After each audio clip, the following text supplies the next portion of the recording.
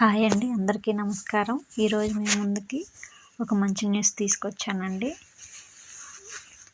మన రాష్ట్రంలో ప్రజలందరికీ, రాష్ట్రమే కాదండి మన దేశంలో కూడా ప్రధానమంత్రి గారు పేదలకు ఉచిత గృహ నిర్మాణ పథకం తీసుకొచ్చారు. ఒక్కో కుటుంబానికి 2 సభ్యులు దరఖాస్తు చేసుకోవచ్చు. ప్రధానమంత్రి ఉచిత గృహ నిర్మాణ పథకం కోసం ఎలా దరఖాస్తు చేయాలి అనేది ప్రజల్లో తరచుగా అడిగే ప్రశ్న. దీనికి సమాధానం ఈ పోస్టులో కనుగొంటాము. వీడియో చివరి వరకు చూడండి, మీకు అన్ని పూర్తి వివరాలు ఇందులో ఉంటాయి. నేటికి దేశంలో చాలామంది మురికివాడల్లో నివసిస్తున్నారు. అలాంటి వారికి శాశ్వత గృహాలు పొందడానికి భారత ప్రభుత్వం సహాయం చేస్తోంది. అందుకే ప్రభుత్వం 2017లో ప్రధానమంత్రి ఆవాస్ యోజనను ప్రారంభించింది. ప్రధానమంత్రి ఆవాస్ యోజన కింద ఇల్లు పొందడానికి ఆదాయం ఆధారంగా ప్రజలను 3 గ్రూపులుగా విభజించారు. ఈ కేటగిరీల కింద ప్రజలు సబ్సిడీ రుణాన్ని పొందవచ్చు.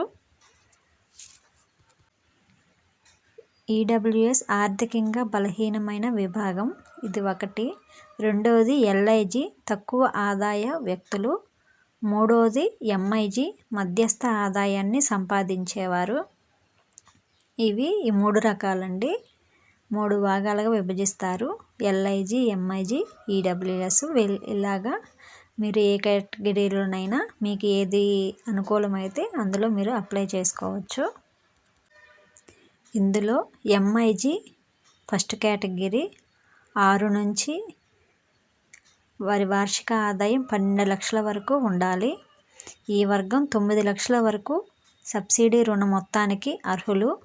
ఎంఐజి ఫస్ట్ కేటగిరీ వార్షిక ఆదాయం 12 నుంచి 18 లక్షలు వర్గానికి రాయితీ కోసం అనుమతించబడిన క్రెడిట్ పరిమితి 12 లక్షలు. ఎంఐజి 1 కేటగిరీకి సంబంధించి. ఇప్పుడు ఎల్ఐజి వర్గం యొక్క వార్షిక ఆదాయం 3 నుండి 6 లక్షల మధ్య ఉండాలి. వీరికి మంజూరైన రుణం మొత్తం 6 లక్షలు. ఈడబ్ల్యూఎస్ కేటగిరీ వార్షిక ఆదాయం 3 లక్షల వరకు ఉండాలి. వారికి సబ్సిడీ రుణం మొత్తం 6 లక్షలు. ఈ రుణాలు నిర్దిష్ట రేట్లలో సబ్సిడీ పొందుతాయి. ప్రధానమంత్రి ఆవాస్ యోజన పథకం నిబంధనల ప్రకారం ఒక కుటుంబంలో ఒక వ్యక్తి మాత్రమే పథకం యొక్క ప్రయోజనాన్ని పొందగలరు. ఉదాహరణకు, తండ్రి మరియు కొడుకులు ఒకే ఇంటిలో కలిసి జీవిస్తే ఒక తండ్రి లేదా కొడుకు మాత్రమే పథకం యొక్క ప్రయోజనాలను పొందగలరు.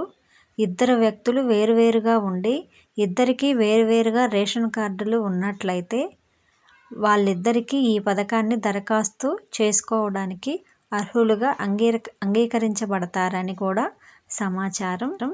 అంటే ఇప్పుడు ఒక రేషన్ కార్డుకి ఒక దరఖాస్తు అప్లై చేసుకోవచ్చు. 2 రేషన్ కార్డులు ఉంటే 2 అప్లై చేసుకోవచ్చు. అలాగా మనం దరఖాస్తుకి అప్లై చేసుకోవాలి.